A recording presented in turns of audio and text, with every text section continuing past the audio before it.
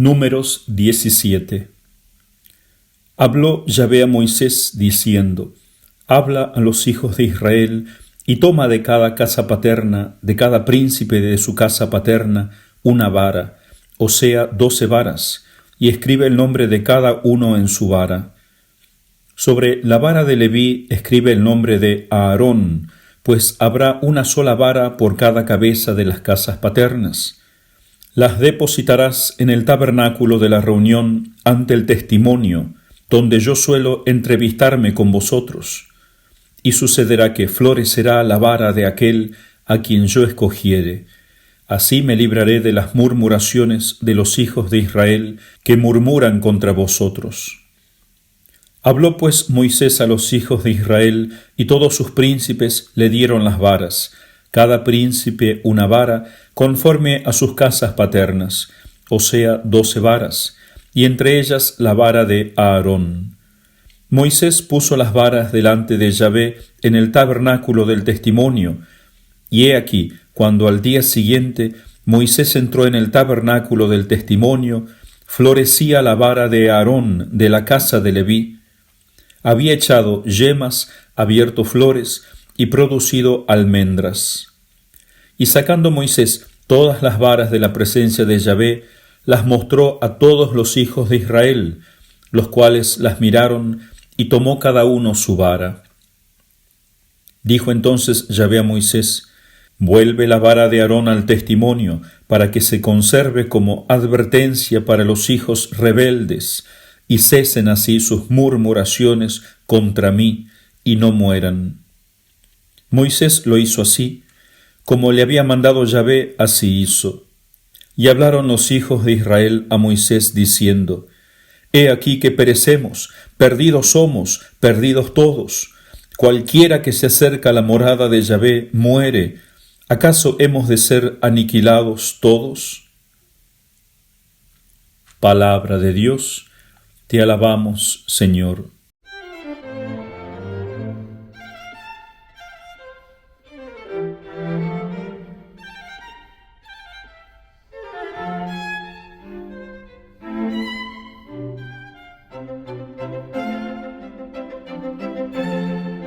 Comentario. A través de este milagro, de esta vara, de este palo florecido de Aarón, Dios va a poner fin a uno de los grandes problemas del pueblo de Dios, que es rebelarse contra la autoridad. Es un problema tan antiguo como tan nuevo. Recuerden que el pueblo de Dios se dividía en 12 tribus, y la tribu de Leví, que había sido elegida para servir a Dios, dividida en sí misma en los levitas y en los sacerdotes que pertenecían a una sola familia dentro de esa tribu, la familia de Aarón. Entonces Dios manda que cada príncipe de cada tribu tome una vara y se le entrega a Moisés. Y de la casa de Leví, Aarón, representando a toda la tribu de Leví. Y a pesar de que Moisés era más importante que Aarón, sin embargo, aquí Moisés es representante de Dios mismo y por eso es figura de Jesucristo. En cambio, Aarón representa a los hombres que sirven a Dios, al sacerdocio. Entonces, durante la noche ocurre el milagro. Las varas habían sido puestas dentro del tabernáculo, esta tienda que estaba dividida en 2 partes, el santo y el santísimo, o santo de los santos. Y dentro de este santísimo se encontraba el arca de la alianza. Se le llamaba así porque dentro de esta arca, de esta caja, se contenía la alianza o testimonio también llamado aquí, que son los 10 mandamientos, que testimonian la alianza entre Dios y los hombres. Los hombres se comprometen a cumplir los 10 mandamientos y Dios se compromete a hacerlos felices y llevarlos a la tierra prometida. Entonces, dentro de este santísimo, probablemente al frente de esta arca o quizá dentro, durante la noche va a ocurrir este milagro. Y solamente la vara de Aarón, de la tribu de Leví, ha florecido, mostrando que el poder de Aarón es superior al poder de las otras tribus. Las otras tribus representan el poder temporal de este mundo, Pero la tribu de Leví representa el poder espiritual, especialmente el sacerdocio arónico es un poder superior a cualquier poder temporal en esta tierra, porque es el poder dado por Dios y es un poder para comunicar a Dios con los hombres, a los hombres con Dios. Por eso el poder de un papa, de un obispo, de un sacerdote es infinitamente superior a un poder terrenal, de un presidente, de un rey, etc. Entonces esto va a solucionar este problema de que todos querían gobernar una democracia donde todos valieran lo mismo y no hubiera cabeza. Y sin embargo, todo cuerpo necesita cabeza, necesita una autoridad. Y qué mejor que una autoridad puesta por Dios. Y este es Aarón. Algo muy interesante, dice el padre Dolindo, es que esta vara florece durante la noche, en el silencio de la noche. Así también el sacerdocio será un buen sacerdocio si crece en el silencio de la oración. Miren que esta vara de Aarón estaba delante del tabernáculo donde se encontraba el maná, que representa la Eucaristía, la Santa Hostia. Por eso el sacerdote, si es devoto del Santísimo Sacramento, un enamorado de la Eucaristía, si para el sacerdote lo principal es la Santa Misa, será un buen sacerdote, será muy fructuoso. Y miren qué interesante que el fruto que da la vara de Aarón es fruto de almendro, porque el almendro es el primero en florecer en el campo en la primavera. Entonces es signo de el guardián vigilante de las cosas divinas y de las almas, dice el padre Dolindo. El sacerdocio es imagen del poder de Dios, del cuidado paternal de Dios. También esta vara de Aarón estaba delante de los 10 mandamientos. Por eso el sacerdocio, comenzando por el Papa, tiene que velar para que los 10 mandamientos sean vividos por los hombres. La función del Papa no es preguntarle a la gente qué es lo que la gente quiere, o al mundo qué es lo que el mundo quiere de la Iglesia, sino qué es lo que Dios quiere de la Iglesia y del mundo, cómo se tienen que cumplir los 10 mandamientos, por más difíciles que sean. También en este tabernáculo se encontraba la vara de Moisés, que simboliza el poder de Jesucristo, porque Moisés representa a Jesucristo. Entonces la Iglesia no recibe el poder de los hombres, sino que recibe el poder del mismo Cristo. Y el padre Dolindo dice que algo similar ha ocurrido en estos tiempos. Después de la Reforma Protestante, en el año 1500, cuando gran parte de la cristiandad se rebeló contra el Papa, no querían reconocer la autoridad del Papa. Todos somos Papa, de algún modo decían, porque el Espíritu Santo nos ilumina a todos por igual, que es esto que ha pasado en el Antiguo Testamento, y después este protestantismo siguió creciendo hasta explotar en la Revolución Francesa con el racionalismo, contra la reyesía, contra Cristo Rey, no solamente contra el Papa, sino ya contra Cristo Rey, y luego en el comunismo, en un ateísmo, en ya no hay Dios siquiera, todos nosotros somos Dios, no necesitamos una autoridad superior. Entonces es cuando floreció la vara de Aarón, es cuando el Concilio Vaticano I se reunió y definió dogmáticamente la infalibilidad del Papa, que el Papa es infalible, poniendo fin así a todas las dudas que levantaron incluso dentro de la misma Iglesia muchos infectados por este protestantismo, por el racionalismo de la Revolución Francesa, por las filosofías ateas modernas. Y termina diciendo el padre Dolindo, tenemos que rezar para que algún día todas estas sectas protestantes vuelvan a reconocer al Papa como el verdadero Padre que Dios ha puesto, al sacerdocio católico que el Papa representa. Eso es lo que hizo el pueblo de Dios. Al final del capítulo se acercan con mucho dolor y mucho temor, reconociendo que para acercarse a las cosas santas uno debe ser llamado por Dios. No podemos manipular las cosas sagradas a nuestro antojo, sino que Dios ha puesto sus sacerdotes, sus reglas para administrar sus sagrados misterios. Por supuesto, en muchos casos también los laicos pueden ayudar al sacerdocio, así como los levitas ayudaban en el Antiguo Testamento como auxiliares del sacerdocio. pero sin suplantarlo. Por lo cual no tenemos que escandalizarnos si la Iglesia permite que los laicos ayuden extraordinariamente a dar la comunión, por ejemplo, pero siempre bajo la guía de los sacerdotes, siempre haciéndolo del modo más respetuoso y santo posible. Ahora nos toca hablar sobre aquel gran Santo Padre llamado Beda, San Beda el Venerable. Este Santo Padre vivió en Inglaterra, es la gloria y el orgullo de Inglaterra, pero también de toda la Iglesia. Resulta que el Papa San Gregorio Magno, queriendo evangelizar Inglaterra, cuando todavía eran unos bárbaros, en la segunda mitad del siglo VII, o sea, en el 650 en adelante, envió a monjes benedictinos a fundar varias abadías en Inglaterra. Una de ellas fue Wearmouth, que estuvo bajo la autoridad de otro gran santo, San Benito Biscop, y a este santo se le va a confiar un niño cuando tenía la edad de 7 años, el niño Beda. Beda o Baeda en lengua sajona significa oración. Por eso San Beda va a ser como la vara de Aarón, que se va a criar en el santuario de Dios, frente a la Eucaristía, meditando la ley de Dios, la Sagrada Escritura, bajo la autoridad de la Iglesia, y va a dar tantísimo fruto.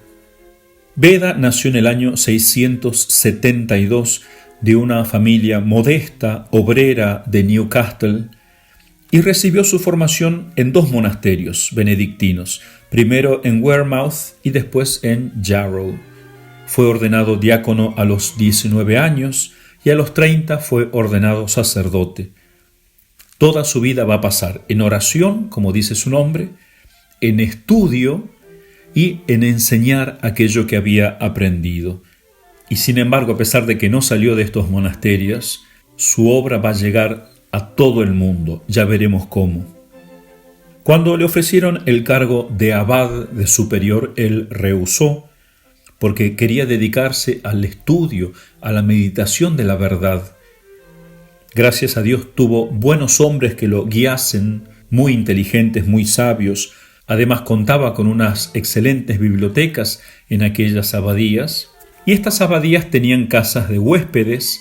Mucha gente pasaba a hospedarse por allí, e incluso hombres eruditos, hombres muy sabios, y San Beda aprovechaba esto para hablar con ellos, para dialogar, para informarse, para aprender. Porque debemos aprender no solamente de un libro, sino de todas las cosas, de la naturaleza, de los demás hombres, de la experiencia de las personas, hasta de nuestros enemigos podemos aprender sabiduría divina.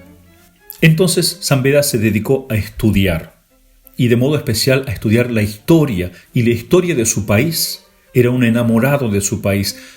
¿Cuántos de nosotros podríamos decir que amamos nuestra patria y que la conocemos y que hemos estudiado la historia, la buena historia de nuestra patria? Pero quizás sean pocos los que puedan decir esto. Él se dedicó a investigar científicamente, del modo más minucioso, la historia de su país y clasificaba las pruebas directas, las distinguía de las pruebas de segunda mano o de oídas, porque es importante no tragarse todo lo que uno escucha, sino que uno tiene que analizar, ver si realmente están fundados en la verdad. ¿Cuántos libros de historia en muchos países del mundo han sido reescritos maliciosamente por enemigos de la fe, enemigos de la Iglesia, enemigos de la verdad, para ensuciar lo católico que pueda haber en ese país, para que nadie esté orgulloso de su herencia cristiana, católica? San Beda no se dedicó solamente a estudiar historia eclesiástica, sino que también estudió a todos los autores, así no fueran cristianos. Para eso tuvo que aprender latín, griego, hebreo, porque había que leer los libros en sus originales. De modo especial, por supuesto, estudió a los santos padres, a todos los padres que hemos visto anteriormente y muchos más. También estudió a filósofos y científicos griegos, romanos, por ejemplo, Cicerón, Séneca, Virgilio, Ovidio, Plinio, Aristóteles, Platón, Hipócrates, etc. Amaba las ciencias, la astronomía, la física, la historia, las matemáticas, la gramática. pero su estudio principal y más amado era la teología. Y todo este conocimiento que él adquiría con esa mente privilegiada que Dios le dio, quiso hacerlo llegar a todos los ingleses, de un modo más simplificado. Y no solamente a los ingleses, llegó, como dijimos, a todo el mundo. ¿Por qué? Porque uno de sus alumnos, Egberto, que luego se va a convertir en obispo de York, y va a fundar una famosa escuela, en la cual también San Beda va a enseñar. Uno de los alumnos allí se llamaba Alcuino. Este Alcuino luego va a ser un hombre muy importante porque va a ser llamado a la corte de Carlomagno. Se había creado lo que se llama el Sacro Imperio Romano Germánico, un nuevo imperio mundial que uniese todos los países cristianos bajo un solo emperador. Y el primero fue Carlomagno, fundando este imperio en el año 800. Entonces, este Alcuino, un hombre muy sabio, que había aprendido de San Beda el Venerable, va a ser el que va a organizar los estudios para todo el imperio. ¿Cómo es la enseñanza de San Beda? No es un hombre que ornamenta con palabras bonitas o con muchos florilegios su enseñanza. Las obras de él muestran más bien una pasión por la verdad y la exactitud. Y su objetivo es siempre conducir a la gente a ser mejores, a la bondad moral, a ayudarles a alabar mejor al Creador, a ser agradecidos por su genial obra en la creación. Las 50 homilías auténticas que se conservan pertenecen a la última parte de su vida. La mayoría de ellos tiene una duración próxima de 20 minutos y es posible que incluso fuera a predicar a los pueblos vecinos, no solamente en el monasterio. Hay una historia que se cuenta que un muchacho una vez lo llevó a predicar cuando él ya estaba casi ciego, pero le hizo una broma pesada propia de los muchachos. Lo llevó a un lugar solitario de muchas piedras, donde no había nadie que lo escuchase. San Beda, pensando que había mucha gente, comenzó a predicar, y predicaba y predicaba. Cuando terminó, las piedras gritaron: «Amén, venerable Beda». Haya sucedido o sea solamente una linda historia, sin duda que Beda ha predicado a tanta gente que tenían su cabeza como piedra, incluyéndome, para que nosotros podamos decir amén. Entonces, la obra de San Beda es muy parecida a la obra de San Isidoro de Sevilla, otro gran erudito, y a quien también San Beda veneraba y cuyo ejemplo quería seguir. Pero lo hacía en un estilo sencillo San Beda, accesible a todos, y era ante todo un teólogo. Por eso la historia que él escribe sobre su nación inglesa es una historia eclesiástica, aunque por supuesto no se limita a relatar solamente los hechos eclesiásticos, sino que va mezclando la vida de la Iglesia con la vida de la nación, porque de hecho están entrelazados. Muestra cómo los destinos de los laicos están ligados a la de los clérigos y viceversa. No puede haber una rebelión contra la autoridad, sino que las dos cosas van unidas. La autoridad es para servir al pueblo y el pueblo debe dejarse guiar por las autoridades sabias. Así, en esta historia eclesiástica, él va a partir de Julio César y del primer establecimiento de los anglos en la Gran Bretaña. Luego va a narrar cómo se difundió la fe cristiana en Kent, gracias al apostolado de San Agustín, enviado por el Papa San Gregorio Magno, en Northumbria por el apostolado de San Paulino, proseguida hasta el año en que él vivía, 731, la biografía de los 5 primeros abades de las abadías benedictinas, a quienes Beda conoció personalmente. Por eso se lo considera San Beda el padre de Inglaterra y de toda la cultura posterior, por cómo influyó a través de Alcuino y lo que se llama la escuela carolingia sobre toda la cultura europea. La teología de San Beda todavía no tiene la forma de una vasta síntesis que luego le van a dar San Alberto Magno, Santo Tomás de Aquino, le van a dar una síntesis, una unidad de una gran perfección.